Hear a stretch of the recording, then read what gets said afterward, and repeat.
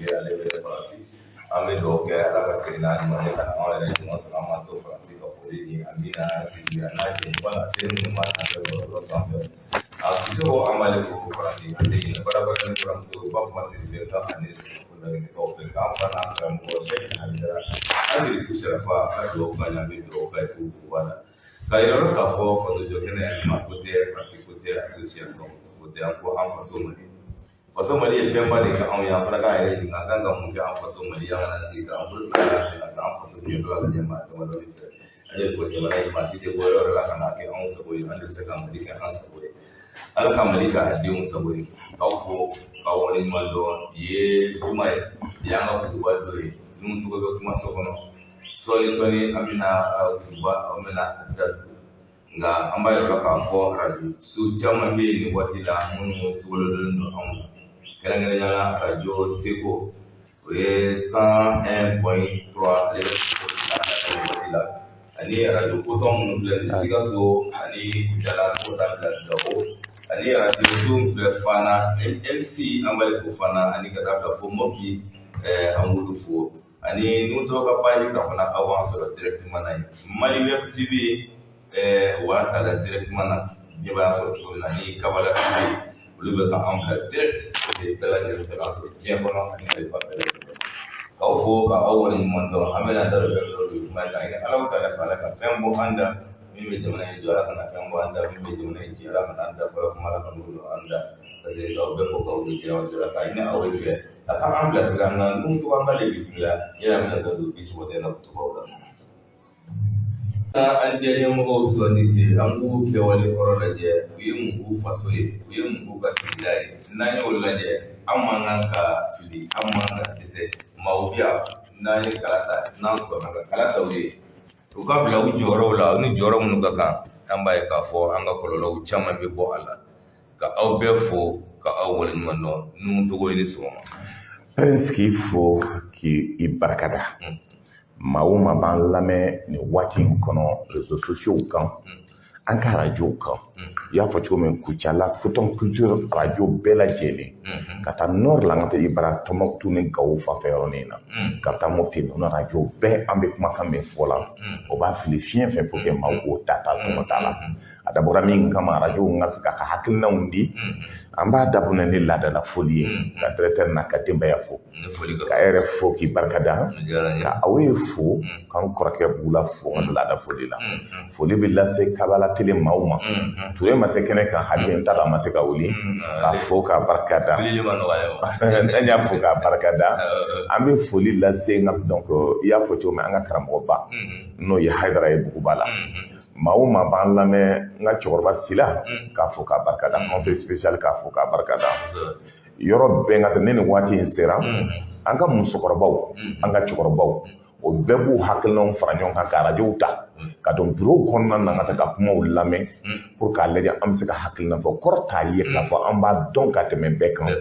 an b'an ka hakilina ta de di fili bɛ se ka ye hakilina na o de la n'an tilala an b'an ka WhatsApp numéro di pour que ni fili min yera la an ka se ka n ka taa donc a corriger mais jateminɛ kɛra k'a fɔ jamana nin bɛɛ de kan ka sɔrɔ k'a jɔ mais n'i yɛrɛ kɛ jamanaden ɲuman ye ka taa ni k'i b'a jɔ ka taa mɔgɔw bɛ tɛgɛrɛ f'i ye n'i yɛrɛ kɛ kolon o sen ka taa ni k'i bɛ fɛn dɔw fɔ o hakilinaw bɛ se ka fɔ donc bi foli kɛrɛnkɛrɛnyali la an b'a di bɛɛ lajɛlen ma pour que k'a fɔ bɛɛ ye aw ni sɔgɔma aw ni su aw bɛ yɔrɔ min maliyɛn de l'extérieur mɔgɔ min bɛɛ b'an lamɛn k'a bɛɛ don kira mantɔnna ISR cɛ ani muso ka taa donc n bɛ bɛɛ lajɛlen fɔ k'a fɔ bɛɛ ma ka donc bonjour bonsoir.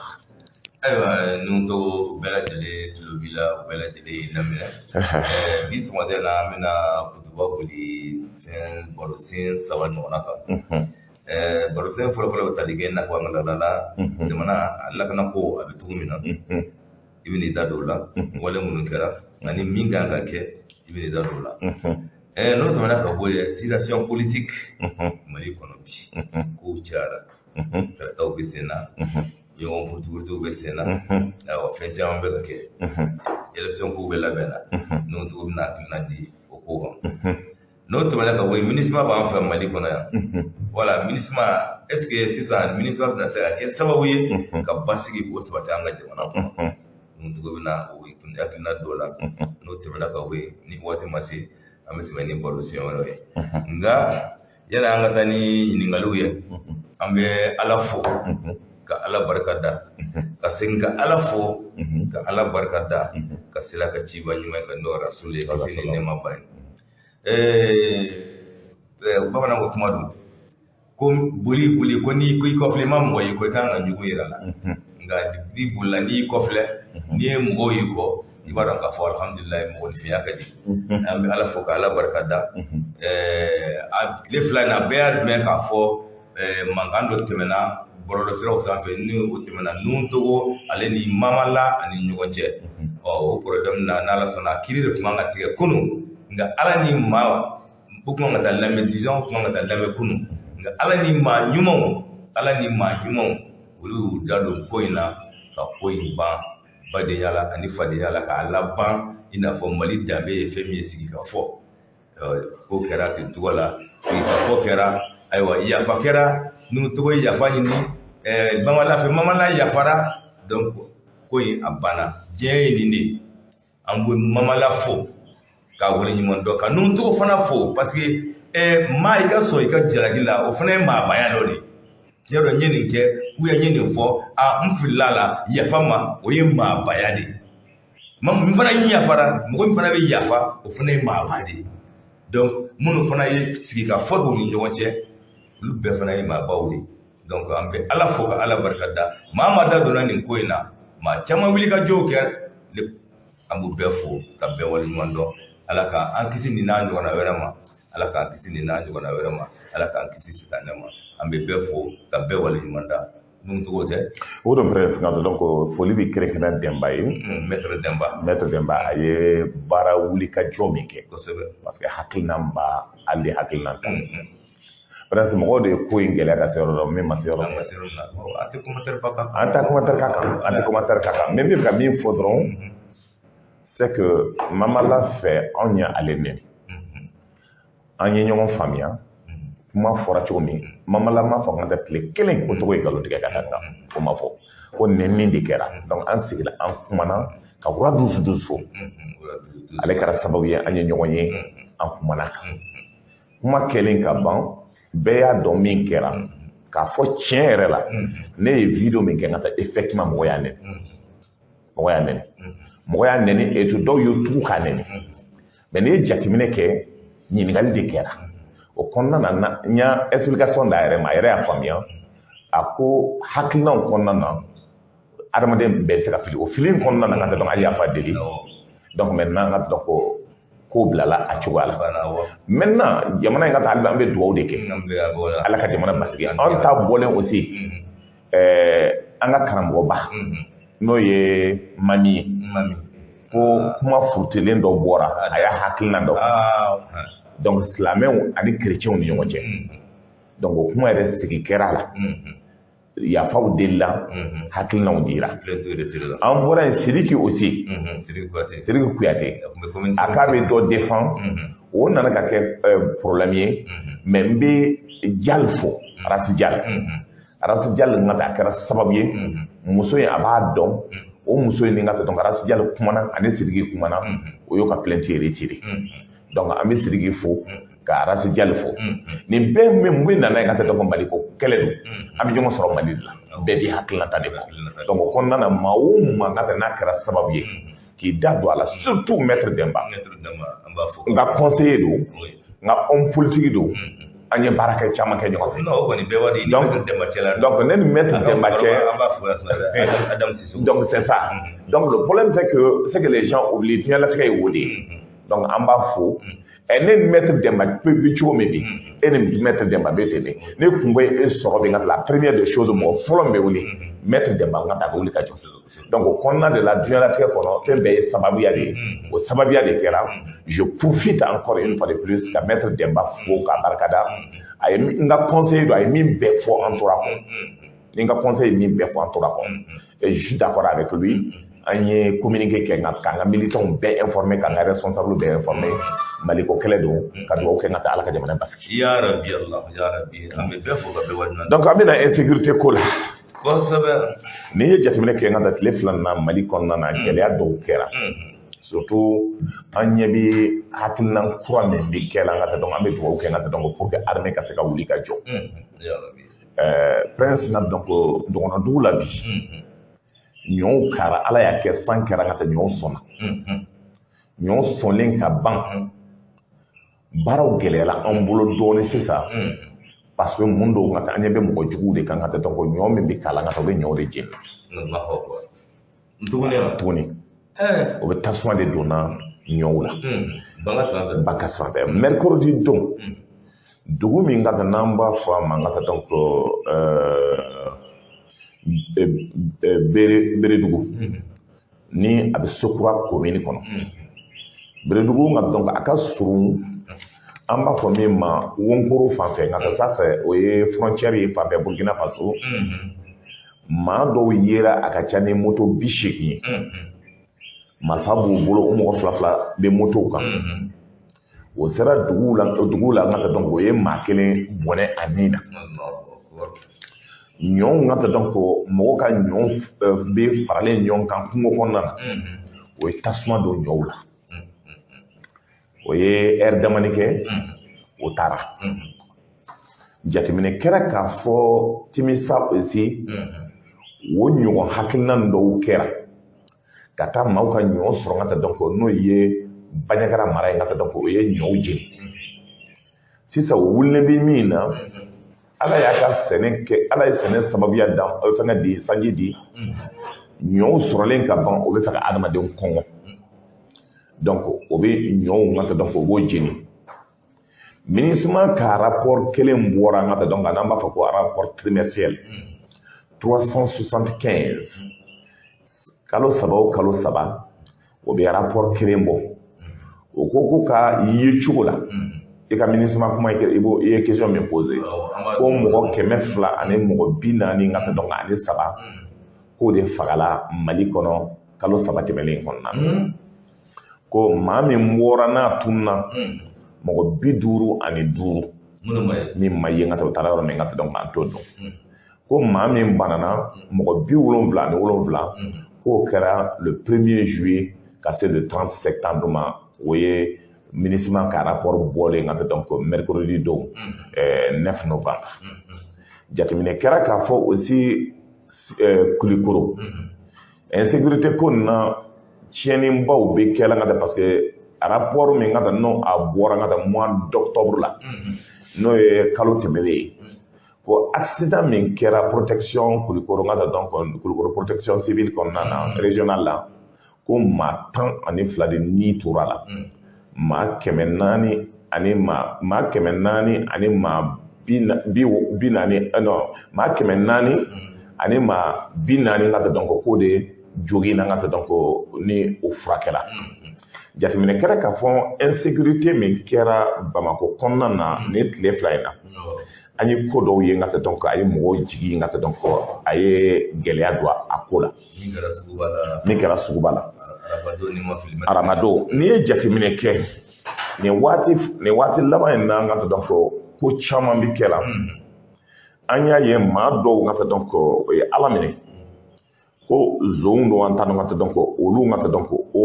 o zonw o ye sugu kɔnɔ ka taa o y'o koro a koroli kɛlen ka taa dɔn ko min fɔra la ka taa dɔn an b'a lamɛn parce que audio bɛ yan sɔgɔma e yɛrɛ ye o ci ne ma an k'o lamɛn fɔlɔ san'an ka tɛmɛ ni ko ye. an balimaw an bɛ aw bɛɛ lajɛlen fo ka waleɲuman dɔn anw minnu sɔgɔlen b'an na Tuba TV sanfɛ bi araba don in na ka kɛ nɔgɔnburu kalo tile 9 san 2022 an ye jaabi bila sisan nin bɛ tali kɛ zon 3 wala binganikɛla 3 wele cogo min mana maaw yɛrɛ ja u bɛ se ka o wele cogo la olu de bɔra ka faga Bamako suguba kɔnɔna na. Son taara an bɛ segin k'a lajɛ son taara ayiwa nin kɔni kɛra suguba de kɔnɔna na donc an bɛ se ka min fɔ arabadon donc kamalen 3 don donc u kɔni y'u bɔ dɛ mun na très bien donc an k'a fɔ marifa fana yiriw bolo k'a fɔ u bɛ taa olu ka wari minɛ u la marifa b'u bolo u taara suguba kɔnɔ k'u bɛ taa maaw ka wari bɔ u kun min ni o bɛ saki kɔnɔna na ayiwa bɛɛ b'a dɔn suguba ye yɔrɔ ye jama bɛ fan bɛɛ lajɛlen fɛ i b'i sen ta dɔɔni dɔrɔn i b'a sɔrɔ maa dɔ jɔlen bɛ yen nɔ o na sira fɛ maaw ye hɛrɛ kɛ u kan k'u bɛɛ lajɛlen minɛ ni ka u gosi ka tila ka u saba bɛɛ lajɛlen faga sur le sang o yɔrɔnin bɛɛ lajɛlen na lakana tigilamaaw olu nana ni ka na u sun ta ka taa ni u ye donc ni ne kɛra Bamako suguba kɔnɔna na. mais prince min kɛra Bamako suguba kɔnɔ a bɛ ja gɛlɛya kuma fɔ kosɛbɛ insécurité bonyana Bamako daminɛw la quartier la parce que n'i ye jateminɛ kɛ nin waati laban ninnu na o bɛ taa Orange Money wari bɛ di yɔrɔ min ka taa donc ani wari bɛ ta yɔrɔ min o b'o de attaquer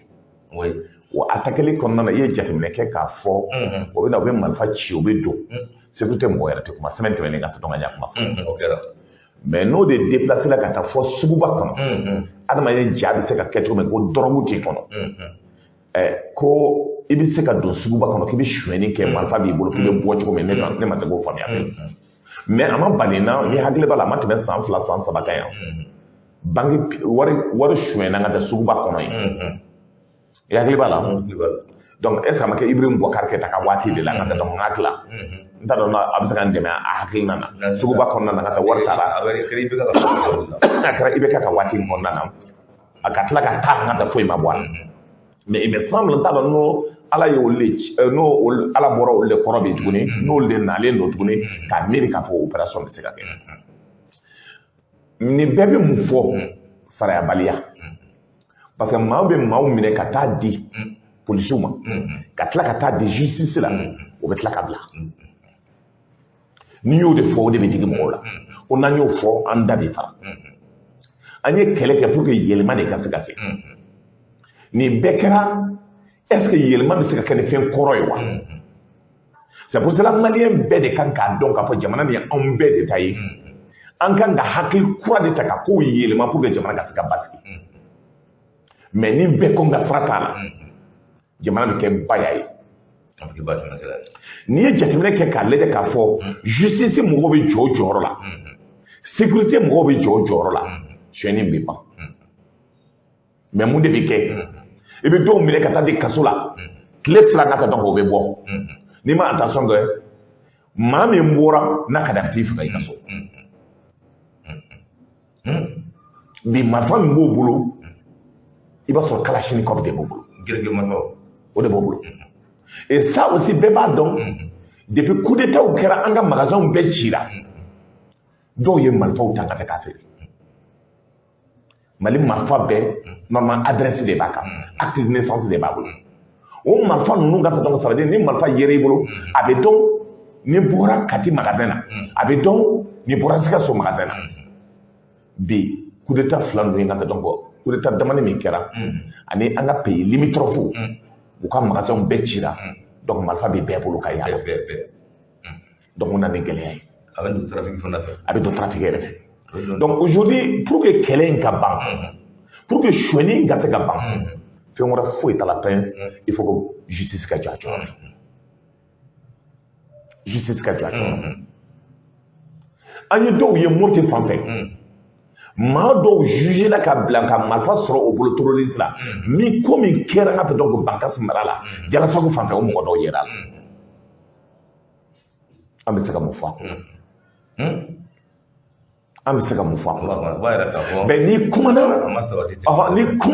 on te dit que tu es contre la justice n'i kumana ko yɛlɛma ka kɛ ko tu es contre les gens n'i kumana k'i bɛ fɛ ka taa donc ko dɔw ka kɛ ko non ko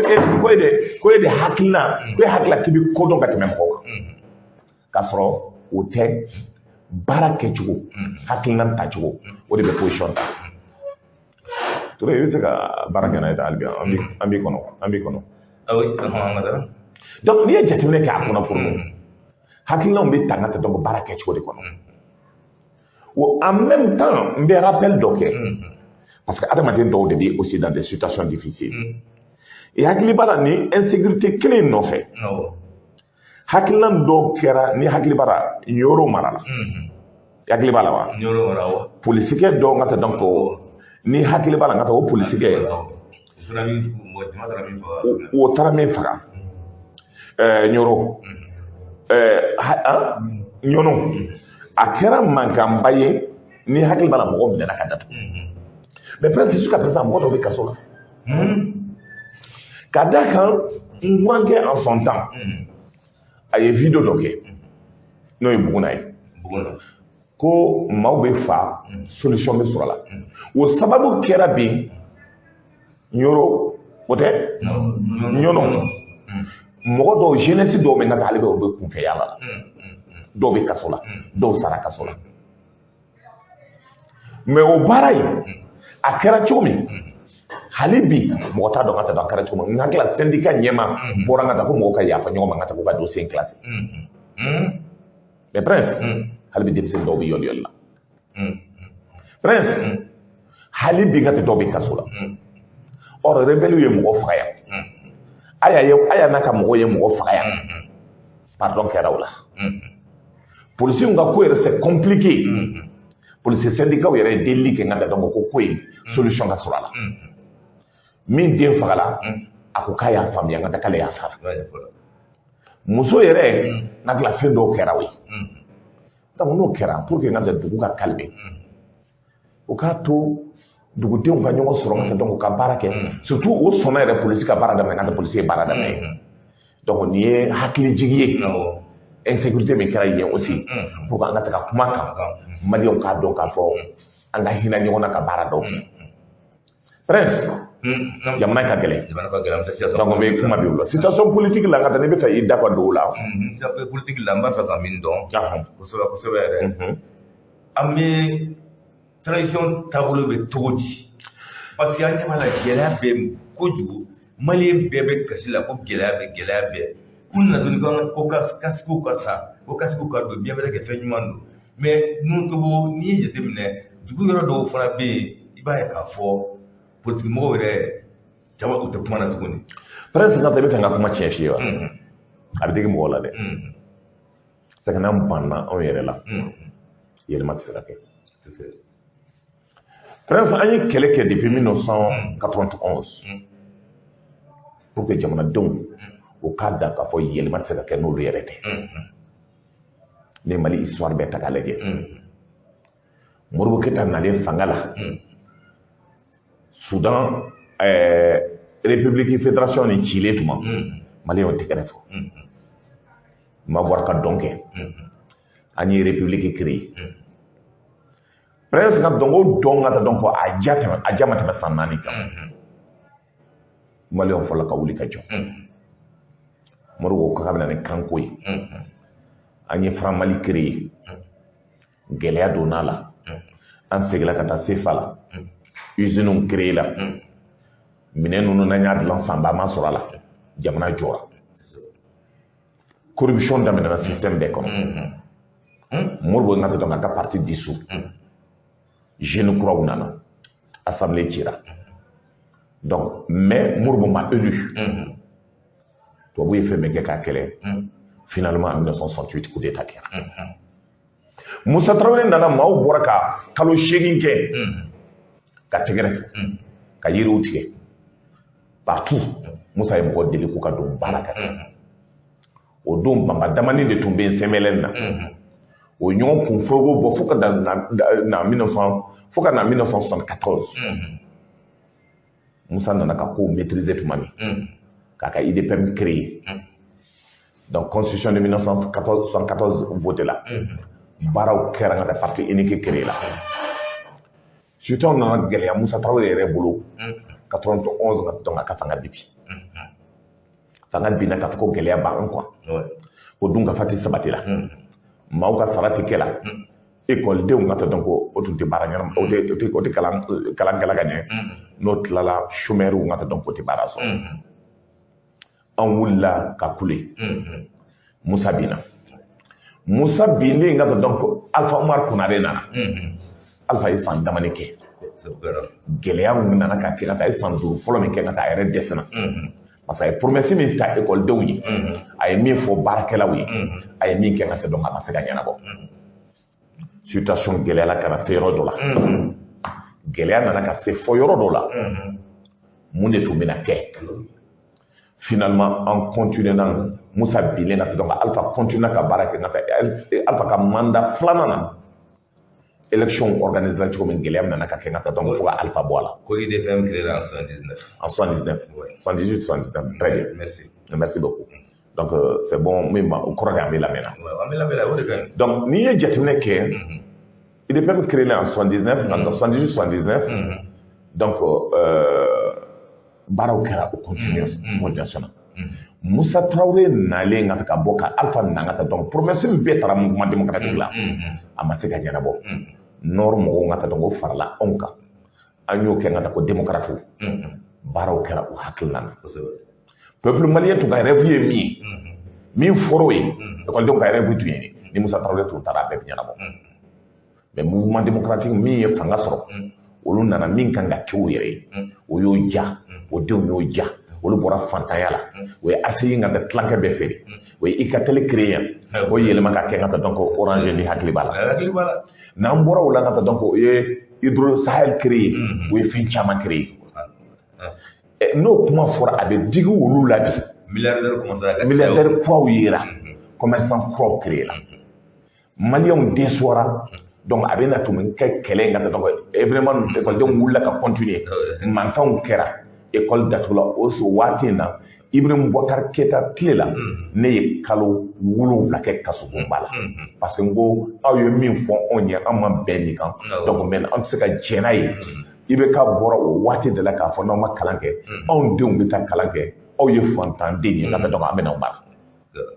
a den taara o don Canada a ma se ka fanga kalan kɛ mais u nana o y'an mara o de ye jamana bi mais maliyɛn den bɛɛ sigila k'a lajɛ o tuma ni wulila k'a kuma fɔ ko non ko ala de ye fanga d'a ma k'an ka sɔn karamɔgɔ aw bɛ yan lamɛntigiw aw bɛ yan diɲɛnatigiw aw bɛ yan aw bɛɛ y'anw lamɛnni fo n ka taa donc a ko kɛra nata an bɔra o ko la Amadou Toumani Touré nana Toumani Touré de n ka taa n bɔra sisan ka taa ka dugawu ɲini a fɛ n bɔra kaburu la sisan ka taa donc ka a yɛrɛ n ka taa k'a fɔ n ka taa donc a y'an kalan min na hali bi an bɛ continuer o la n b'a ɲini Ala subahanahu wa taala fɛ a ka hinɛ a la donc ani n ka pensée bɛ taa aussi n ka karamɔgɔ filanan na n'o ye Soumaïla Cissé ka dugawu k'o ye n ka taa donc k'a fɔ Ala ka yen fisa n'u moyen an ka silamɛ siw bɛɛ lajɛlen donc Amadou Toumani Touré nana gɛlɛya caman taara ka Amadou sɛgɛrɛ Amadou y'a ye k'a fɔ k'a bɛ baara kɛ ka yɛlɛma min kɛ a ko k'a bɛ jɛya min don a ko la n ka taa kɛra gɛlɛya ye tubabu laban bɛna bɛnbɛn fara kan maliyɛn dɔw yɛrɛ bɛ n ka taa bɛnbɛn fara kan fo bɛ ATT karasi sɛbɛn yakili bɛ journal la ATT karasi n ka taa donc o y'a sɛbɛn ko un régime avec son clan bi a maa caman bɛ n hakila olu tununa o hakilina dɔw taara a kɔnɔna na o baara nana ka kɛ ka na se yɔrɔ dɔ la donc qu'est-ce qui va se passer aya bɛna coup d'état lankolon kɛ o coup d'état lankolon kɛra k'a fɔ yɛlɛmaw bɛna kɛ o ye ɲɔgɔn dribbler jɔnkunna nana ɲɛmaya la k'u nana ka kɛ cogoya dɔ la Ibrahim Boubacar cɛngola an kunna Ibrahim cɛngola an kunna Ibrahim ye ka taa discours min kɛ ka taa ɲɔgɔn ma deli ka kɛ Mali kɔnɔ a ye hakilina min ta ɲɔgɔn ma deli ka kɛ Mali kɔnɔ k'a fɔ bɛɛ ye nord ko n b'a ɲɛnabɔ Ibrahim tatɔla a satɔla a ye a bɛ fɔ mɛ accord d'Alger cun an kunna ka sin ka t'i da ka sa ten donc a ye wari min di ka taa pour la loi de programmation militaire a n'a ka denbaya o ye min kɛ n'a ye ka tɛ bɛɛ b'a dɔn bi n'an y'a kan bɛ kuma olu maaw de wulilen don ka jɔ wo kɔnɔ o sigilen don k'an kɔnɔ Mali ko in tɛ se ka kɛ ka taa donc prince tant que maa min ye Ibrahim Boubacar Keita ka fanga gérer n'olu bɛ ɲɛmaya la bi maa min bɛ yen k'a fɔ k'a daminɛ Asimina ka na Sogɛl la ka na se n ka taa donc ministre la bi n ka taa au lieu de n ka taa yɛlɛma ka kɛ et que n ka taa donc maa min bɛ yen n ka taa donc dafo ninnu ni ɲɛma tɔ ninnu ka taa donc ça veut dire k'a daminɛ douane na ka tila ka na n ka taa donc direction baw la k'a fɔ Ibrahim Boubacar Keita ka mɔgɔw de bɛ yen a kɛlen n'a fɔ clan an ka fɛnw tilan aw ni ɲɔgɔn cɛ nin ye ne ka mɔgɔ ye nin ye ne ka mɔgɔ ye n ka taa u kana maga u la pour que n ka to ka continuer ka tiɲɛni kɛ kɔrɔlen tɛ se ka k'a ka kura dilan o de ye gɛlɛya ye n ka taa an kan et les gens refusent bi n'i ye jateminɛ kɛ n ka taa donc aujourd'hui CNT la Ibrahim Boubacar Keita ka kɔrɔlenw de bɛ yen ni yɔrɔ caman jateminɛ a ma se ne ka mɔgɔw tɔgɔ fɔ mɔgɔ kɔrɔlenw de bɛ yen Dafu Ibrahim Boubacar Keita ka kɔrɔlenw de bɛ yen les directeurs donc IBK ka kɔrɔlenw de bɛ yen donc aujourd'hui c'est que denmisɛn ninnu nana o ye n ka taa donc ko tlan o ni ɲɔgɔn cɛ nin ye ne ka mɔgɔ ye nin ye ne ka mɔgɔ ye CNT bɛɛ ka dɔn ko Ibrahim Boubacar Keita ka mɔgɔ kɔrɔlenw ni Adama mɔgɔ tɛ i b'a sɔrɔ URD fɛngɛ comment il s'appelle RFM mɔgɔ n'i y'a sɔrɔ RFM mɔgɔ tɛ i b'a sɔrɔ n ka tɛ dɔn parti wɛrɛ n ka tɛ dɔn mɔgɔ min ye kun an ye maa min kɛlɛ ka bɔ yen olu bɛɛ nana o yɛrɛ dongo n ka tɛ dɔn CNT kɔnɔ yɛlɛma bɛ se ka kɛ n'o ye cogo di n'i kumana maaw bɛ mun fɔ Gawukaw bɛ mankan na bi n ka tɛ dɔn k'u ka mɔgɔ tɛ yen Gawukaw ka tɛ ko considération tɛ olu la o bɛ n ka tɛ dɔn ko grève la n'i ye jateminɛ kɛ mun de kɛlen don jamana in kɔnɔna na ça veut dire le problème c'est que le changement qu'on avait voulu souhaiter le changement que anw ye kɛlɛ kɛ n y'o de fɔ mɔgɔw ye n ko aw bɛɛ nana ne sɔrɔ kɛlɛ la ka taa contre Ibrahim Boubacar Keita parce que depuis san jumɛn n y'a fɔ ye n ko na Ibrahim Boubacar Keita ta a bɛ n ka tɛ joli fɔlɔ Ibrahim n'a ka sécurité d'état Ibrahim n'a ka mɔgɔ o ye ne kɛlɛ fo ka na se bi ne ka juguya ye jumɛn ye Ibrahim Boubacar ka mɔgɔw ka hakilila ko ne kan ka don kaso la RFM mɔgɔw ko ne kan ka don kaso la Adama mɔgɔw ko Togo kan ka don kaso la yɛlɛma mɔgɔ dɔw ko n ka taa ko Togo kan ka don kaso la URD mɔgɔ dɔw min bɛ Gagnon nɔfɛ olu ko Togo kan ka don kaso la maa min bolilen don ka taa kɔfɛla la olu ko Togo kan ka don kaso la dɔw ko ni Togo y'an ka sonyali fɔ k'a b'a fɔ k'ale ye danbetigi ye ka tɛmɛ bɛɛ kan o tuma ale ye hɔrɔn ye ka tɛmɛ anw kan donc ale bɛ bɔ ka kuma min fɔ an ka don kaso la kuma bɛ filɛ ni hakili b'a la tuma dɔ a ma mɛn a fɔra yan an y'a kuma fɔ yan ko juges ka fara ɲɔgɔn kan ko ka ne don kaso la o ma kɛ yan e yɛrɛ kuma na kan yan o ma kɛ yan donc nin bɛɛ ye mun ye Maliko ko don mais i ye min fɔ le changement ne sera pas possible tant que ni la lutte contre la corruption ni anw ɲɛ t'a kan Bakari Togola minɛna yan a libéré la ko procédure ma ɲi bi an bɛ yɔrɔ min a fɔli ma ɲi bi an bɛ yɔrɔ min a fɔli ma ɲi di n'an taara procès la ni nana avocat ɲɛnama ye k'a di concernant les 46 prisonniers là avocat dɔw bɛ yen ka taa an ye plainte min kɛ o b'a bɛɛ neutraliser est-ce que n ka kuma faamuya a fɔli ma ɲi procédure min kɛ i b'a fɔ min bɛ bi justice bɛ maa min bolo min bɛ baara kɛ i b'a fɔ k'a fɔ ko to procédure kɛ cogo dɔ o ye procédure entamée suɲɛni ko la l'État a perdu tout ça. Pourquoi l'État malien ne peut pas avoir des bons avocats? Jamana bel avocat ɲɛnama bɛ État bolo. C'est notre, on est dernier dans ça. Ani avocat ou y a un Mali défend CEDEAO là, au gagnera. Mais pourquoi on ne fait pas des poules d'avocats? Parce que on a encore dunta te sera kono, non encore choueni te sera kono ate mugota. L'État est ce singleton là. État de Bedoum, commerçant va du tout État de Bedoum. Business là où État utilisé comme État de Doum femme d'affaires ou bata gourbiné ou bata comme État de Doum parce que notre commerçant doit devoir douane nommé État de Doum parce que doit de parler au be jamana chemi kadoy État de Doum ma do be ngata ko faso yo fata yo bata do mi kado ko ba kenai État de Doum do ba fo ko mi do kaso la jara ya ma jaye do ba fo ngata do be ko lasi ma jara et c'est qu'à lasi ma parce que déjà le mot État ou d'utiliser les noms par Mami Kanga État protégé pour mettre l'État dans une situation difficile. Même des fingles fouilles. Si vous voulez que la transition est gagnée, n'avez fait l'élément qu'à doit qu'on a. En cas attelé changement ne fera pas le peuple malien, sinon le peuple va vous manger. Vous savez quand on l'a dit. On peut faire négliger. Bi, après CNT, la gâte qu'on doit faire Berger. Berger la CNT, la Berger doit faire fracas. Allez, ma croix me bin dans les 26. Il y a quelque chose qu'on est joué. On va voir maintenant 1 milliard, on a 3 milliards par an dans CNT. Surtout, surtout, on décèle le commerçant va worry. Mami est barque à l'intérieur du Mali. Mami est dans le papier ferré, dans l'État. Mami est ancré ferré, État. Au descendant, le ministre des Finances n'a pas de Jérusalem. Commerçant, il fallait qu'on s'arrête. Il y a des commerçants, je parle des hommes qui travaillent là-dedans. Ça veut dire qu'il va falloir dobe ancré d'État, dobe donc biki d'État. Donc, au descendant qu'on joue, fit nous ça. Or, dobe ballonné. Nayo sara 10 millions, 15 millions, 20 millions, ou lui, il y a des baraques, il y a des baraques, il y a des baraques, il y a des baraques, journalistes ou des ballons.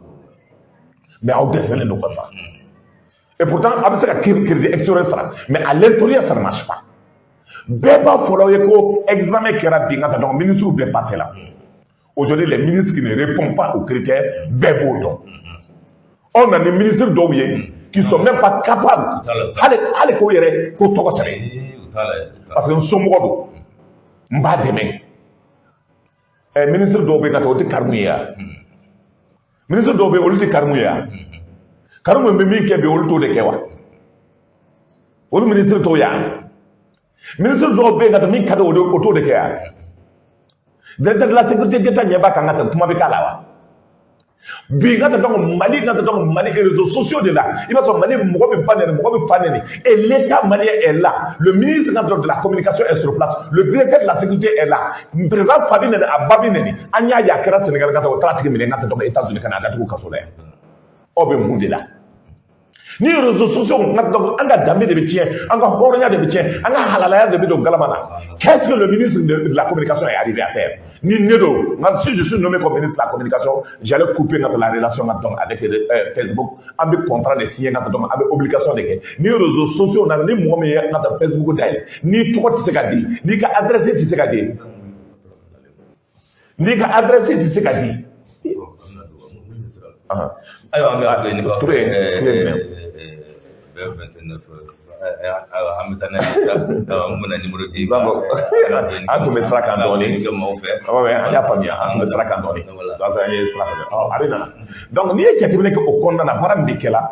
donc la situation donc la situation mais mon au changement mais fort entre donc presse n'a pas fait il faut qu'il y ait le présence de la République au faire la deuxième mon écran doit faire la deuxième est-ce que surtout on va faire la campagne mourrait de guerre surtout assumer tout mon cabinet dans le deuxième donc mon écran concrètement gagner donc nous logique de ta légué à des hacks n'a pas de défaut aujourd'hui le changement dans l'ensemble des domaines doit s'opérer. Donc, à quand opérer, à opérer mon parce que les éléments dont on s'est donc Maléo me mine ou tasse. Maintenant, les gens peuvent vous faire l'analyse comme ils veulent. Ni pour avoir qu'on non, parce que mes tasses sont au-delà de quelqu'un, ni pour avoir que c'est la bouche de là. Mais nous avons demandé à preuve des canaux. Mon débat, on a été augmenté de l'autre côté. Mon déclaré donc les éléments déclarés donc nous massacrés. Bien aujourd'hui, est-ce que les Maliens ont besoin de faire ça là-bas? Bi Maliens ont besoin de sécurité comme dans donc à Dianabora. Maliens mi non fait est-ce qu'à forma. C'est ces questionnements. Mais au cours taillé ngata ko fanga bi na ngata mi tapis le dans l'ombre. Ko on a oyi hakil na kele ana odi hakil na kele. Anti yetu ko kele. RPM mo adema mo tous les autres ngata anti yetu ko kele. Ou hakil na ngata donc akanga tade. No ambe minam. C'est des critiques positives pour que ça soit donc ngata baranga na ketu. Donc voici ngata anga yetu ko la ngata hakil na kele. Nous devons aller voir la transition gagnée. D'abord, la forako anga jamana konya comme malo anga c'est la dans la première nécessité nous ma on refaire à cette question nous ma on refaire anga dun ke fen bo se ka gele a tout dimana mais ni o jatimé que aussi on de bananga donc anga barawla on de bana chikela presse jiti se ka da mali kono ka tata makolo la hawra se ka da o mali be banga Sénégal presse jiw bu bu la yoro be jamana tawla ngal o be jiw mine ka abla yoro do la ngata Sénégal nay kamara o maranay on de fait jibi na sanjibi na chugum ya jabi tangata donc problème tal on be se ka jege maraya dum fengo dem fengata donc am se ka baluya mais mun de ka attaquer donc il est important que Malien vous ait interrogé gouvernement tita Sénégal o yew o de Sénégal maintenant le problème aussi quand mi ko gelele no banko la ni candidat que de so banque qui a un business qui est royal, banque qui a un tour à l'abri. Donc, ce qui fait que la situation devient plus difficile. Alors, nous devons dire qu'il faut sera fanana ni ete demine ke anye biga gefe on fait kama a wala bebe ka ke avec domine ko bi ina fo anga sira jamana ngono sira te jamana ngono sira marché ta ka di do ma ko se na anya ka fo jamana jama dimina ko ka fo ko marché ka bosi ay marché bosira muna ya ko be ke pieli kala be don hôtel wele kirila atemine na folote sigi ambe tant que ni business de biké tant que ni mo ka adresse de biké qui ka banche d'âme tant que na forko baraka ke diade qu'on a les gens sont incapables de le faire malika développement ça sera difficile et puis c'est ka famille tout maintenant donc aujourd'hui mami besemi na odo lentew dɔw bɛ yen ka donc avance de démarrage dir'o ma depuis temps dɔw bɛ yen ka donc Kayi mara la plus de combien de millions 15 millions 15 milliards ka o taara ka d'u ma mais jusqu'à présent hali maa ma taa yɔrɔ lajɛ mun de kɛra ça veut dire i b'a sɔrɔ o wɔɔrɔ in de ta ka tila u ni ɲɔgɔn cɛ min bɛ marché di k'a daminɛ ka taa donc marché bɛ signé yɔrɔ min fo ka na se yɔrɔ min na ka donc wari bɛ di a wɔɔrɔ min bɛ di o ma k'a ka baara kɛ n'a y'a di bureau kɔnɔ mɔgɔw ma parce que marché dira o ma donc a bɛ se ka baara kɛ cogo di bi taa Moribabugu la ka jigin n ka fɔ ka tɔgɔ sira tɛ yen Bamako sira ninnu bɛɛ lajɛlen an y'o ye tuma dɔ la o nalen ka taa fɔ ko miliyari taara ka di ko sira ka dilan bɛɛ ye tɛgɛrɛ fɔ n ye muso yɛrɛ ye a bɔra ka taa ka tɛgɛrɛ fɔra ye k'a fɔ n ka taa ko n ka taa ko baaraw bɛ na kɛ ko Asimi bɛ baara kɛ la ko n ka taa miliyariw taara ka di plus de 20 de milliards mais les résultats c'est la catastrophe a fɔra ko bɛ da ko marché ka minɛ mɔgɔw la le ministère est incapable ka lettre ci k'a fɔ ko contrat est résilié la a bɛ tila k'a fɔ ko marché dira dɔw ma o bɛ tila ka ɲɔgɔn sɔrɔ ka da sur le marché chantier o bɛ se ka kɛ cogo di ni kumana les gens disent i bɛ karisa de contre la jama bɛ dilan o na cogo di nous ne pouvons pas être des hypocrites bɛɛ ɲɛ bɛ tiɲɛ na k'i t'a fɔ bon a bɛ fɔ anw ye k'an b'a fɔ parce que i b'a sɔrɔ anw ye naloma ye o tɛ wa donc an b'a fɔ an ye dɔw ka naloma ye donc mais diɲɛlatigɛ kɔnɔ c'est que Ala de b'a dɔn jɔn ye naloma ye mais n'an bɛ fɛ jamana nin ka yɛlɛma an ka bɔ geribuya la an ka bɔ maafɛmaya la ninnu adamaden dɔw de bɛ to faamaw kɔrɔ o bɛ to n ka taa waritigiw kɔrɔ olu de b'a fɔ kolo bɛ biyɛn na bien min bɛ dun o b'i ka dɔgɔ kolo b'a la ko patron kana dun kolo b'a la n'o ka patron ko k'a bɛ biyɛn ta k'a dun saga biyɛn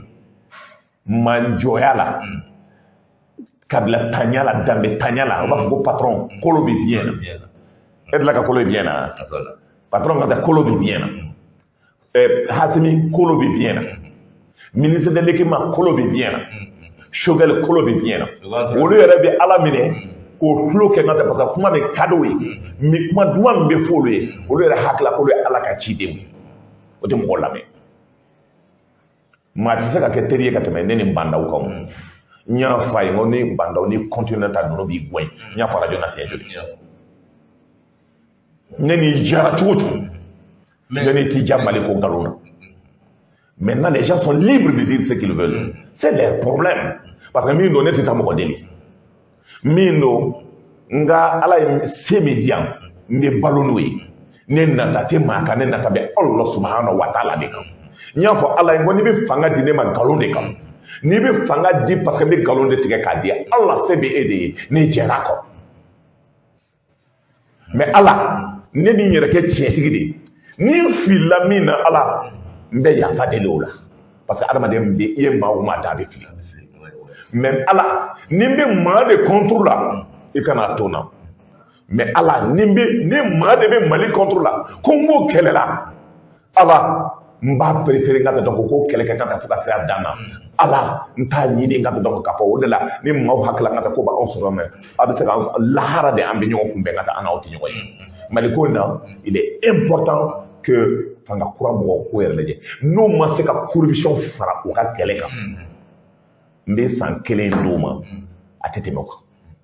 mais c'est le gouvernement bɛ man ka wuli yɛrɛ a tila bɛ kan ka. gouvernement ye bɛɛ b'a dɔn min kan ka wuli tant que ni Hasimi Sadio les autres qui sont là-bas u ka mɔgɔ min b'a kɔnɔ n'u man ɲi n'u ma sɔn ka bɔ c'est que fanga in ka taa an bɛ fɛ ka kɛ cogo min a tɛ kɛ ten. Mali kura tɛ sɔrɔ. a tɛ se ka sɔrɔ. o kɔrɔ t'a ye aw bɛ mɔgɔ adama mɔgɔ k'an b'aw soutenir dɛ ne t'aw soutenir ne n'aw tɛ ɲɔgɔn ye France an bɛ ɲɔgɔn sɔrɔ n ka taa dɔn yɔrɔ wɛrɛ de n ka taa dɔn politique hakilina tɛ parce que aw ye jamana ci ka se yɔrɔ min aw ye jamana kɛ cogo min fo ka tuɲɛ wuli anw t'an ka jamana kalifaw la vous n'avez pas eu le culot de dire à IBK k'a fɔ nin ma ɲi vous n'avez pas eu le culot de dire à Alpha Omar Konare ko nin ma ɲi et aw de ye jamana in firi ka se yan n'o la n'aw hakilila k'aw b'aw denw de fara ɲɔgɔn kan k'a fɔ k'aw bɛna anw combattre aw m'aw sɔrɔ anw ye anw aw de ye kɛlɛ kɛ ɲɔgɔn fɛ aw denw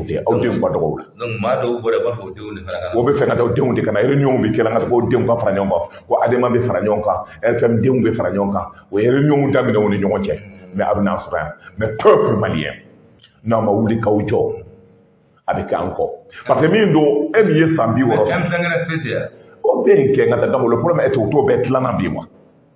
o bɛɛ tɛ tilan na wa ne bɛ se ka tila est ce que mouvement kura wɛrɛ tɛ ka sen na min bɛ ka dilan mais o dabɔ kun ye min ye nka parce que ninnu hakila denmisɛnnin ninnu hakila ko bɛ min kɛra Musa Tarawele y'a fɔ ye ko n'a ye M5 tilan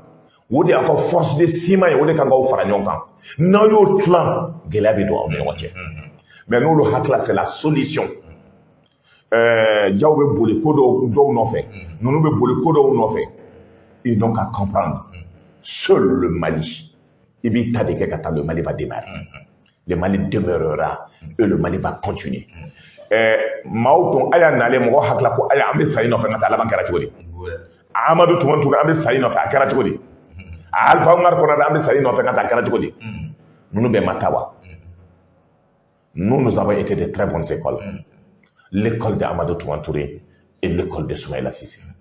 an bɛ dugawu k'u ye o y'an kalan min na ils nous ont toujours dit il faut être digne i kana galon tigɛ mɔgɔ si ye a tɛ ko ne ma Togo n'i tɛ tiɲɛ fɔ mɔgɔ ye si tu ne te remets pas en cause i tɛ se ka kɛ ɲɛmaa ye c'est pour ça qu'on demande au peuple malien d'avoir confiance en nous parce que n'anw kɛra ɲɛmaa ye maa dɔ bɛ Mali haram fɛn bɛɛ ni Allah n'a kɛra cɛ Ala ka bon ka gale ne ma i bɛ tilen mais aw an bɛ fɛn dɔ tigɛ i la i kɔni b'i tɛgɛ da yɔrɔ dɔ kan i golo yɔrɔ dɔ kan yɔrɔ min man di i b'a fɔ an ye an b'o tigɛ min ye jamana wari dun ka se yɔrɔ dɔ la a ma ko peine de mort tɛ yan an bɛ na n'a ye e tɛ se ka jamana tigɛ u ka maa fa ko fɛn tɛ k'a la n'i ye maa fa anw ka ye cogo la i bɛ fa. mais minnu bɛ ka bɔ Mali sanu baara bi est ce que ninnu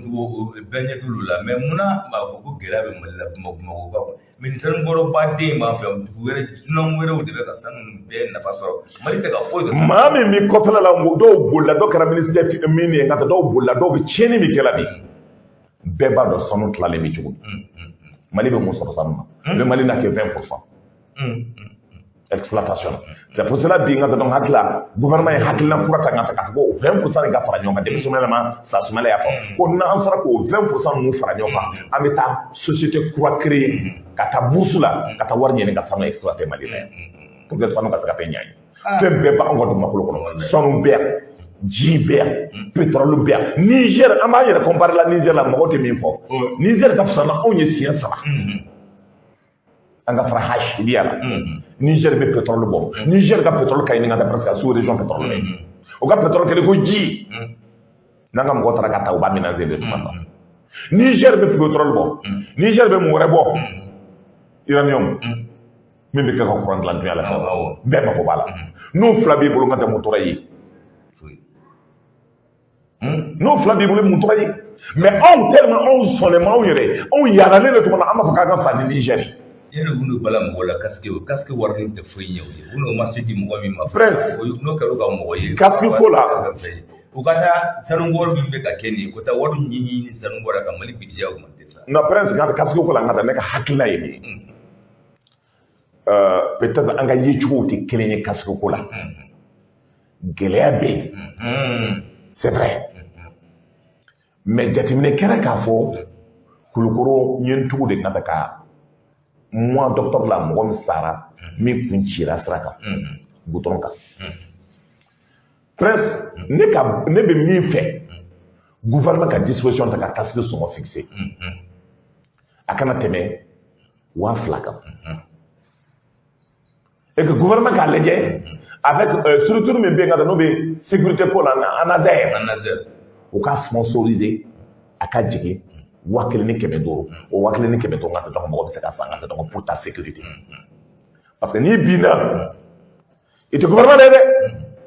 parce que n'i binna i bɛ taa min don dɔgɔtɔrɔso la ka ca n'o ye arajo yɛrɛ tɛ yen dɔgɔtɔrɔso la bi an bɛ yɔrɔ min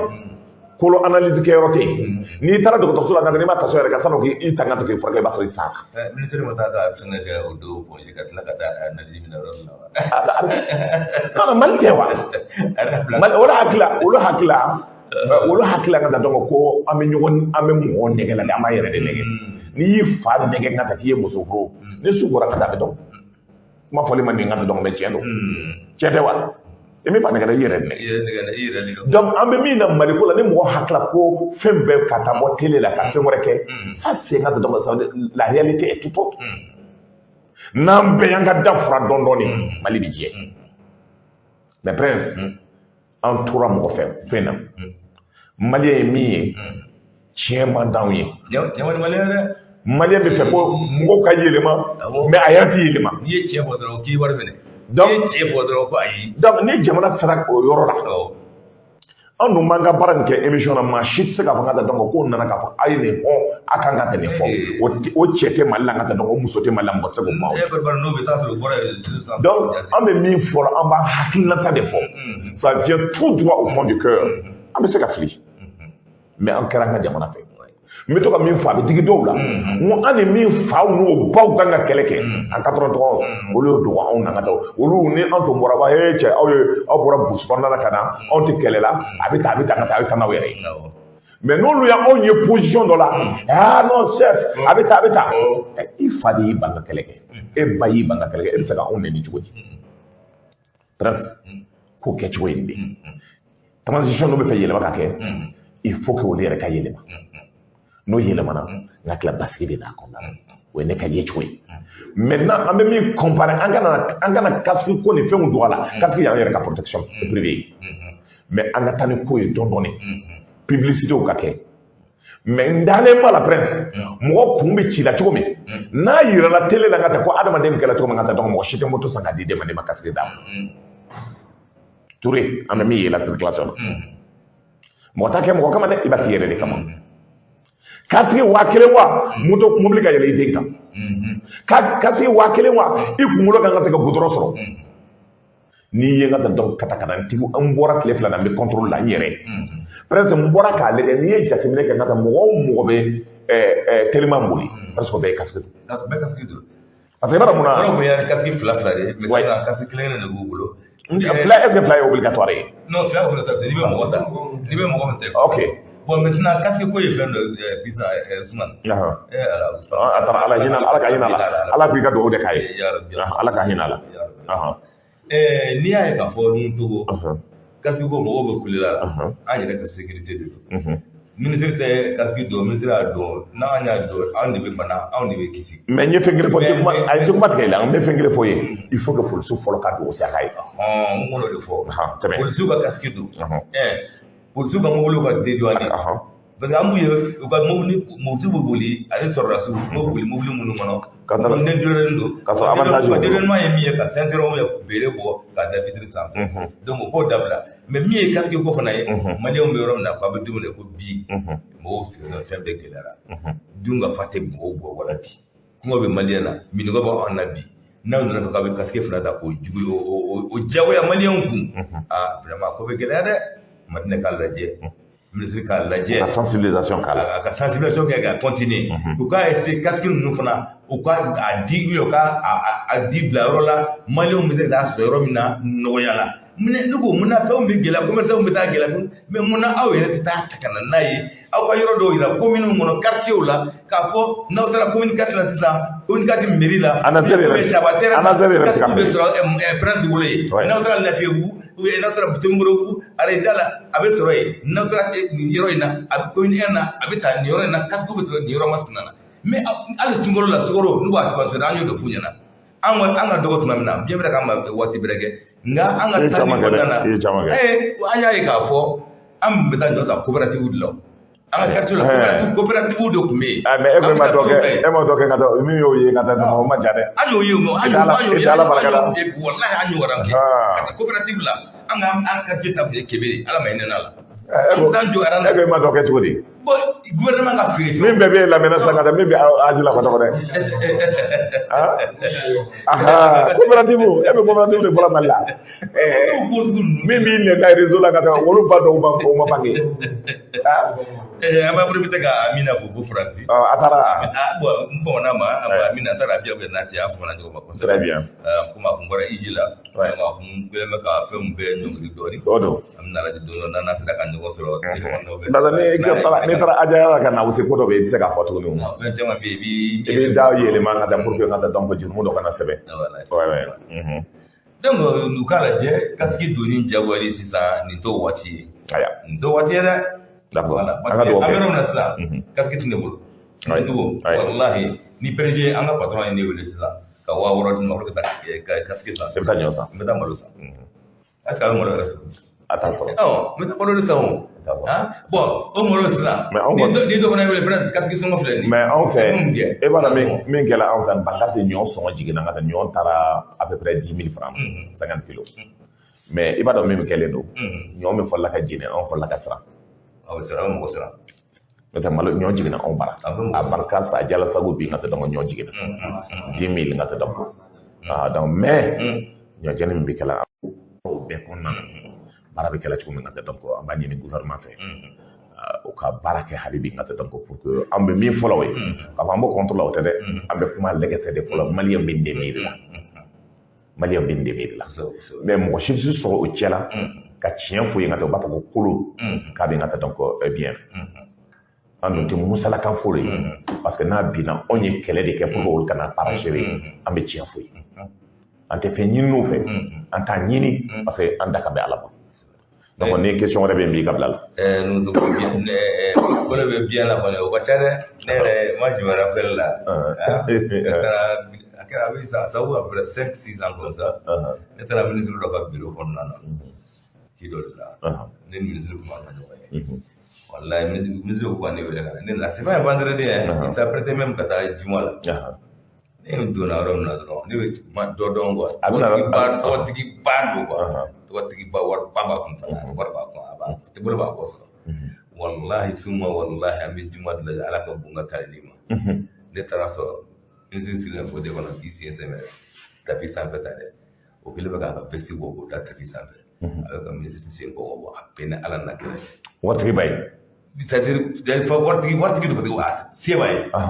mais e yɛrɛ kɛra cogo di mais a y'a bɛ ka ministre sen digi a ma ne ko dɔw bɛ t'u kun siyɛ nin fɛ yen ni fa ninnu denw minnu natɔla ko baba nana baba tun bɛ dɔ fa disi digi la de jɔyɔrɔ nɔfɛ danbe ani machine nɔfɛ wallahi ala n t'a tɔgɔ fɔ de kɛ a bɛ kɛ a bɛ kɛ mais an y'a ye a don fo ka ɲinɛ ka ci an y'a ye ministre min a senti à moi hygiène na voilà ko dɔ kɛra an y'a ye ni mɔgɔ tun bɛ kuma Amadou Toumani fɛ entendu oui excellence oui question qui posée jamana bɛ gérer cogo la cogo di n'i ko ko Bamakɔ sera bɛɛ lamɛn dɔ na i bɛ k'a nana bɔ waati dɔ sera i bɛ k'a yɛrɛ nana worontoli daminɛ a ko ye janfa ko maintenant ko n tɛ foyi kalama a dun tɛ foyi kalama aw k'a tɛ foyi kalama k'a bɛɛ k'a bɛɛ ko jaw bɛ k'ale tromper fo ala y'a kɛ a da yɛrɛ tila kana bila n ye wari d'u ma u taara avion san minɛnw san ka na avion kulu yɛlɛ donc n'i kɛra faama ye f'i ka jigin taa terrain na ala ka hinɛ Amadou Toumani Touré la wala waati la Amadou tun bɛ taa suguba kɔnɔ ka taa sufɛla la bɛɛ dalen ka taa donc a b'a ka mobili boli ka taa suguba ne yɛrɛ y'a ye a bɛ sɛ joli ko la matériel kɔfɛ la ka taa lafiya a bɛ taa lajɛ Amadou Toumani Touré a dalen filɛ an kɔrɔ yan Amadou Toumani Touré ka taa donc a bɛ taa santier fana lajɛ a bɛ taa santier bɛɛ lajɛ baara sira fɛn mana fɔ cogo o cogo a bɛ yala k'a lajɛ a b'a lajɛ stade tun bɛ jɔ la tuma min ka taa a bɛ wuli sufɛla la a yɛrɛ bɛ taa ka taa lajɛ ka taa donc a ko bɛ cogo di an ka ministre de luxe ninnu u tɛ mobili kɔnɔ dɔrɔn veste ni sama dɔrɔn mɔgɔw bɛ boli boli nɔfɛ a fɔ caman yɛrɛ tɔmɔnna yɛrɛ dɛ ministre ninnu caman tɔmɔnna de bon ne man'u ye ne mana ministre faama ninnu ne tɛ ne ɲɛ tɛ tulu la ne ɲɛ bɛ to minnu bɛ boli boli la mɔgɔ minnu fa bɛ boli boli la u nɔfɛ quoi ala dɔw tɛ se ka kuma kosɛbɛ fo k'u mɔsɔn k'u musɔn subhanallah e maliyɛn ne maliyɛn ka impôt bɛ ka kɛ nin sara a bɛ ka baara kɛ baara tɛ ka ɲɛ n'aw t'a fɔ a y'a to sin ka fɔ a tɛ tiɲɛ fɔ a ɲɛna n'aw ye tiɲɛ fɔ a ɲɛna peut-être ne a changera aw yɛrɛ bɛ mɛn aw place la o parce que ni baara bɛ kɛ ka ɲɛ aw bɛ mɛn place la mais ni baara tɛ kɛ ka ɲɛ aw bɛ bɔ place la parce que ministre bɛ gɛn a dun kɛra fana bɛ taa fɛ de parce que bɛɛ n'i ka kibi de bɛ na sisan a ko y'o de a banna an minnu tɔgɔ an b'a lajɛ an bɛ nɛgɛjuru sira di an ka sira di ka mɔgɔ damadɔni ta k'o lamɛn voilà aya ne balimamuso n'an bɛ se ka mɔgɔ damadɔ sɔrɔ segin nɛgɛjuru sira kan 20 29 74 78 20 29 74 78 78 bon ni ma bɛ kuma kɔnɔ kuma ni écouteur ye parce que casque t'an kun na an b'a lamɛn vas-y dɔ bɛ yen allo Touré i bɛ se ka dɔɔni fara a kan dɔ bɛ yen aleykum asalaam i tɔgɔ ni jamu i b'a wele ka bɔ min Touré Kɔrɔbugu Jalakɔrɔ Jala bugu. kɔrɔ bugu. Bismillah.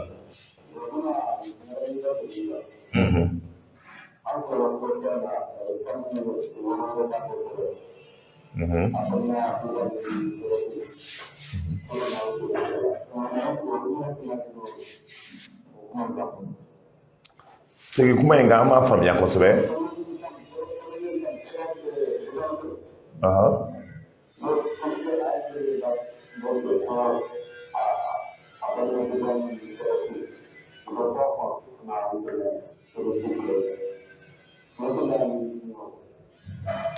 E ti ka telefɔni bila la. An b'a faamuya o ma dɛ parce que e da gɛrɛlen don trop radio la. Non, da gɛrɛlen don trop la. casque de temps. O casque de temps. Kala mɛ radio min na o de bɛ k'a fɛ. Oui, allô?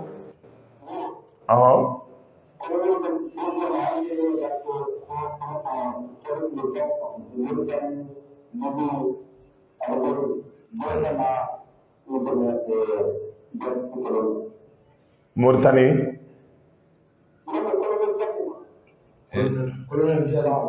Ok, an y'a faamuya.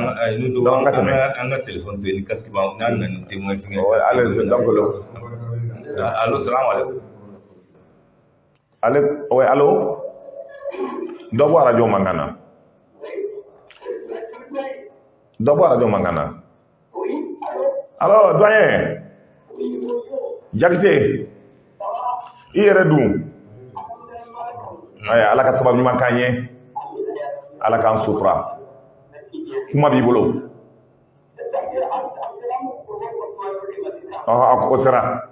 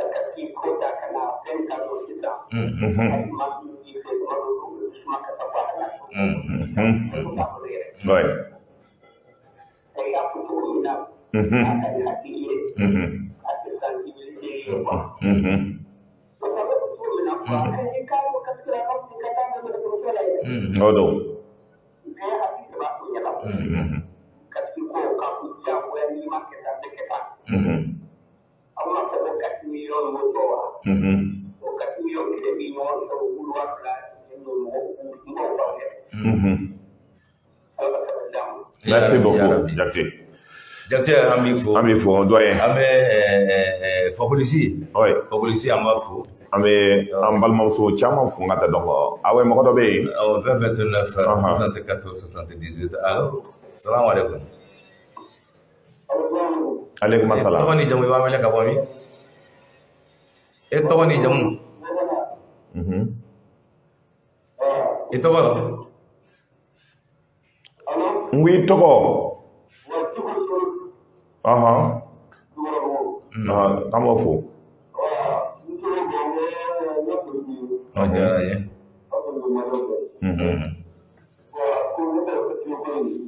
Casque ko?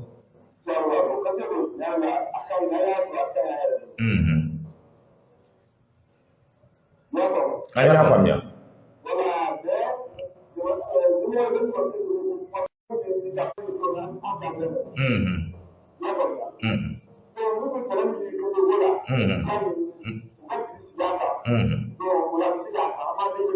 Kosɛbɛ.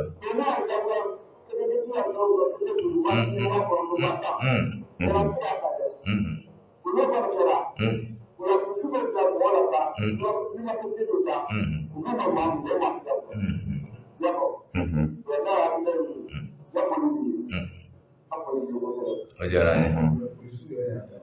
Walayi polisi. Donc n b'a ɲini ni professeur Bugula b'a fɛ ka kuma. an Bugula ta. An bɛ Bugula ta yan. N kɔrɔ Bugula, salamu alaikum.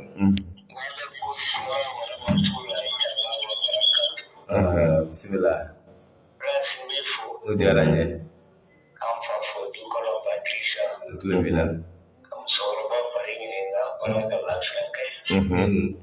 Aminata Cam ka foli bɛ yan, an den Hawoyi ka foli bɛ yan. Belezina kadima belajiri. Kata Bamako fu France yang mafu. Laka Canada malaka tura laka herakai. Amin ya Rabbi. Atu kangere. Amin ya Rabbi.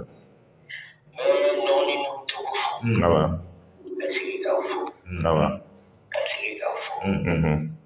Amefasu jomina. Ala Canada sigenye. Amin ya Rabbi. Mafai lati kurajira dramai. Maila. Baba chama ni isi tuma kalame. Ase kuma kila kacha. Meche fola mancha. Natali mesisa. Tradition uginga na iplaya. Kuma sila ka playa. Makelege ingamo. Nonto wewe sidu memoni mana. Amafoka bela bani na. Ouais. Haramadi. Ni Mount Everest no mai wuwe. Ouais. Mai kuto balma kuto. Atidega from the Arabs.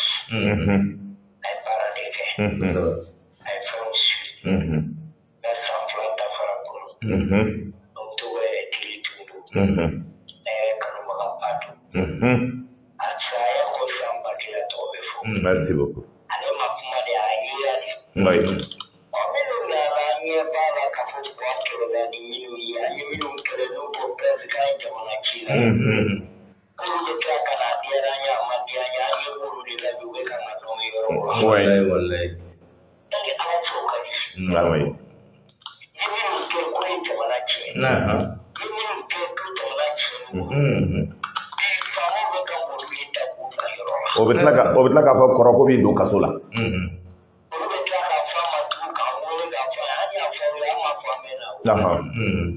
E ni ala cɛ hali n'u tilara an ye o tuma an bɛ k'u fɛɛrɛ de kan ka di. An ma nɔgɔ kuwa. Yɔrɔla maliɲɛw sara. Sigi t'a la. Assemblée t'a la. Ko constitutionnel ka t'a la. Ni sara ye. Tout changement ka kɛ. O sato bɛɛ bɛ don bɛ ko an ta banna mɛ. A ye continuer. An kana kan. An ɲɛ b'a la sira bɛ kan ka taa bolo wɛrɛ fɛ. Hali n'o tɔgɔ bɛ se k'an da n'an y'o kɛ n'an ye su sɔrɔ hali a ma se o bɛ tigɛ a la.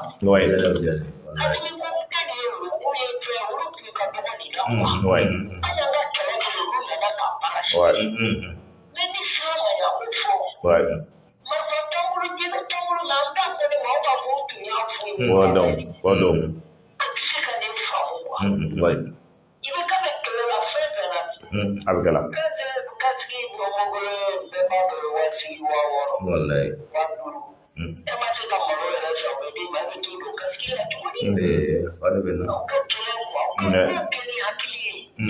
A bɛ kɛlɛ maaw de kama. Moto tɛ ne bolo. Mɛ tiɲɛ la nin t'a waati. Ou bien n'u b'a kɛ u ye min kɛ malo ni fɛnw ye o ka ci. O don. U y'a ci o ma san. O don. Ne faama yɛrɛ nan'i jɔ. Ne ba faama yɛrɛ nan'i jɔ n'o tɔgɔ k'a fɔ ne ye marché di ni maa ma k'a kɛcogo la. Ne ye wari di mɔgɔw ma u ka malo jigin u b'a kɛ. Ne ye wari di mɔgɔw ma u ka gidɔrɔn jɔ u b'a dilan. An ka bɔ. Aw bɛ na taxer fu la wa? Aw de y'a kɛ aw de y'a kɛ sanction kun o t'o kɛ. Maintenant dɔrɔn aw de sigilen bɛ. Ne y'o fɔ président aw kɔni nimisara i bɛ k'a tagali ko na ne tɛ taa yan fan. Parce que an sɛgɛnna de. Changement. An tɛ poste foyi ɲini. Mɛ ni tɔgɔ tun ye ministère ka sɔrɔ ma kɛ a ye ka ɲini k'a ka ko bɛɛ kɛra yen ban. E y'aw bɛɛ bɛ kan ka an b'a ɲini a ka taabolo de don. N'o tɔgɔ tɛ dɔrɔn ka di maa ma ko a taabolo yɛrɛ kuma tɛ ka di maa ma. Ka kɛ hɔrɔn ye. Ka kɛ lɛrɛtigi ye. Ka kɛ halala ye. N'o tɛna n ba. A ye kuma dɔ fɔ an ye k'an ma jɛn n'a ye. N b'a fɔ parce que a y'a fɔ ye dugu la k'an ma jɛn n'a ye. A k'ale bɔ an ma jɛn n'a ye. Baliw ma jɛn n'a ye. Fantanw ma jɛn n'a ye. A ka continuer n'a ye ma ko jamana in bɛ ci. Nin t'a wagati ye. Nin t'a wagati ye dɛ. Nin t'a wagati ye. N'a ye ma ko jamana in bɛ ci. Anw bɛ se ka jigin n'a ko an bɛ décourager o jamana in bɛɛ tɔ bɛɛ dun. O diya jugu ye sisan o décourager an bɛ yɛlɛ. An bɛ siran ni Ni fitinin min b'o la an b'o nin tɔ nin b'o la dɔrɔn. N'ale ka sara nin dilan ma kɛlɛ ɲuman kɛ n'a kɛra ne sen kan. J'étais le premier min nana.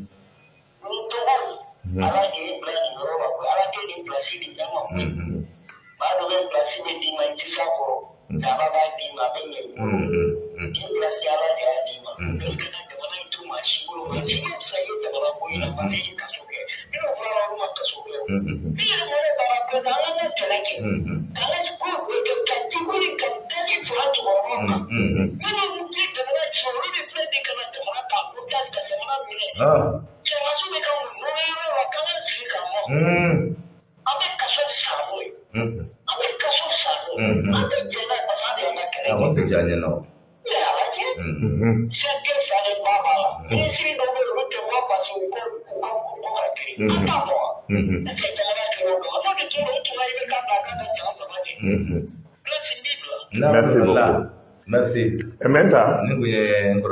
Donc am saka menta ta we menta e André oui. Menta assalamu alaikum.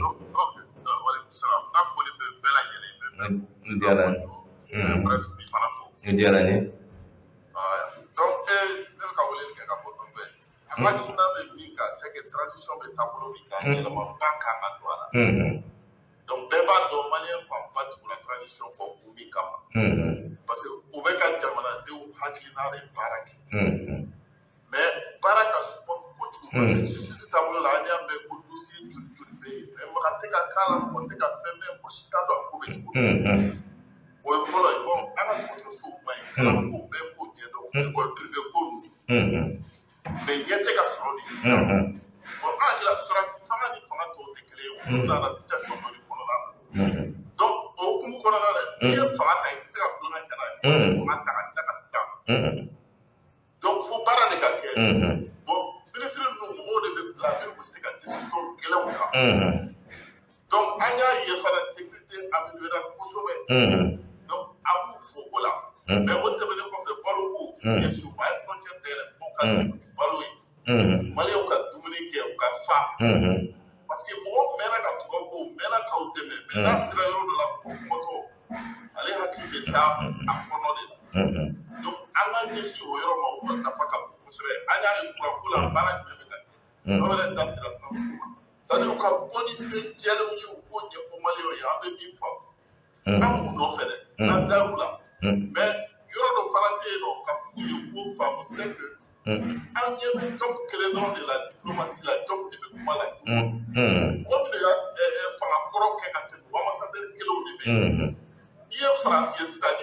problème de quelle France ni Mali parce que ambassadeur de bon Mali la France mais ambassadeur de bon la Dieu colonel imino te baraka ya abe ibeka ga ambassadeur koro abe ibeka ga ambassadeur c'est pas bon para ça pour se gagner administration colonel na Mali pour ko clé ouais donc anya pour donc baraka na Jésus pour donc ni priorité de guerre engagé sur pour tout cas femme sécurité guerre de guerre c'est ka bandu les souvent mais au donc là ça n'a expliqué la baraka pour cela ka bara la tege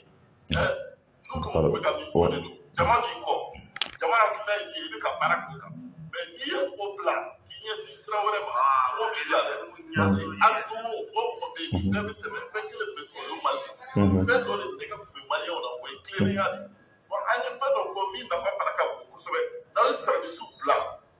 jamana colonel nous be ka baraka pour service contrôler mais nous contrôler que pour le baraka qui la contrôler au début on sera chénier mais ni débat donc est contrôler et était contrôlé donc il sera même négatif voilà mais c'est qu'à quel souci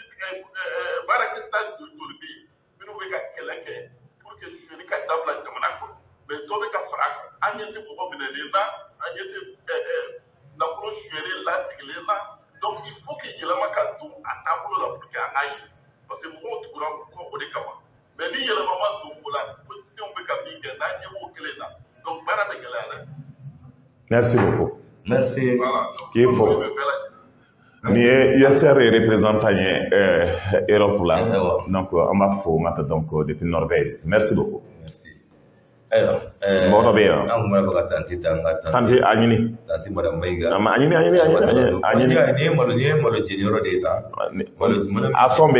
Bon, il m'a dit que il est barré de Bakas, Mimi Fili, et le docteur. Le bagnon de Fiopéo, introduction. Ni kera on barade a Sokura. Ni on moto bishégin de là. Mɔgɔ fila de ba bɔlen b'o kan o nana tasuma don o ɲɔgɔn de la tan o y'o image de ci ma a kɛra anw de ka dugu la Barika Samara la donc n'i y'a ye an ni tɔw ka réflexion tɛ kelen ye aw bangena Bamako yan aw tɛ foyi kalama Maliko la aw somɔgɔ tɛ yen nka tɛ donc aw ye Bamako ka denw ye aw ye Bamako nka tɛ donc aw bɛ yan aw tɛ fɛ somɔgɔ yɛrɛ t'aw bolo kɔfɛ aw tɛ se ka segin ka taa aw so o dɔw fa bolila ka bɔ de nka tɛ o ma se ka segin anw dun nka tɛ donc ça veut dire kabila de b'an bolo anw ye kabilatigi de ni min kɛra an ka dugu la o bɛ diya anw ma anw bɛ se ka min kɛ Bamako pour que maaw ka fara ɲɔgɔn kan k'a lajɛ Mali bɛɛ bɛ se ka kɛnɛya cogo min an b'o baara de la n'o kuma fɔra an ka tɛ k'a bɛ digi aw la parce que somɔgɔ t'aw bolo donc an aw tɛ kelen ye. An bɛ weleli kɛ an b'a fɔ ko waati sera. Jɔn Madame Maiga sɔrɔ dɛ. Madame Maiga tanti ale ma se. An k'a ɲini ka tɛ donc an ka muso don ka tɛ donc an ka dugawu laban k'a ɲɛ an ka sɔrɔ ka taa. Madame Maiga an ka taa i bɛ se ka don prince ka direct la pour que an ka se ka dugawu laban d'i ma. Tanti Madame Maiga ne ka tanti tɛ dɛ. E de ka tanti don. An bɛ Sanan de yɛlɛku ye an b'ale fɔ ale de ni image ci. Somaw tɛ wa? Somaw don. Voilà tanti Madame Maiga. K'a ka don. Sisan. E de tanti don. Salamu alaikum i tanti don dɛ. Ne tanti tɛ dɛ. Allo salamu alaikum. Madame Maiga. Alaikum assalam. A filɛ k'an bila ɲɔgɔn na.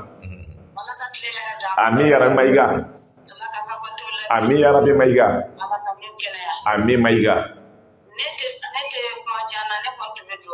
O diyara n ye kosɛbɛ o de la an ko ka d'i ma. Ami yarabi Alahu. Ami yarabi ami. Il a dit tout ce que toute la population s'envoie dire. Oui. Allez, il faut que vous ayez ko ɲɛ fɔ teriya tɛ teriya san'a ye o yaba mɛ ɲɛ ka fɔ dɔw de tun don Maiga o diyara n ye Maiga o diyara n ye n'o tɔgɔ a ye ŋɔni bɔ an sen na dɛ merci beaucoup i Maiga ala k'an ka jumaw cɛ ami ya rabi Allahu ami ya rabi ami ya rabi ne ba ami ya rabi ami ya rabi ami ya rabi prince an b'aw fo an ka kun cɛ oui an b'a kun cɛ mais nka tɛ komi n y'a f'i ye cogo min an b'aw fo fɔlɔ oui donc